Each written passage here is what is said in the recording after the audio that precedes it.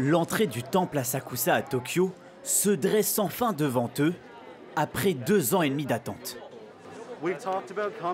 On prévoyait de venir avant le Covid. C'était notre rêve, même avant qu'on ait des emplois, etc. C'était juste un rêve et maintenant on y est. Euphorie aussi pour ces étudiants en échange universitaire. Quand j'ai signé pour ce programme d'échange, on me disait toujours que ça pouvait être annulé. Maintenant que je suis là, je suis très heureux. Mais ce n'est pas pour ces touristes étrangers que l'attente fut la plus longue.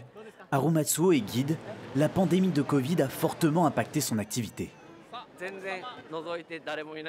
Il y avait une époque quand vous jetiez un œil, il n'y avait personne. La chute du tourisme était folle. On a dû perdre 90% de fréquentation. C'était vraiment vide. Et en plus de la réouverture des frontières, il y a la chute du yen, une vraie aubaine pour certains touristes. Regardez, sur ce menu derrière moi, vous pouvez voir un menu complet. Il est à seulement 1000 yens. 1000 yens, ça correspond environ à 7 € ou 7 $. Et ça, les chefs en sont bien conscients.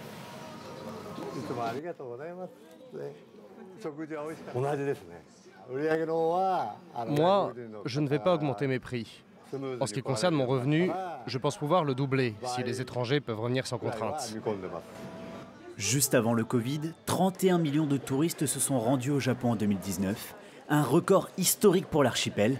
Après 2 ans et demi de pandémie, le pays espère retrouver cette dynamique très rapidement.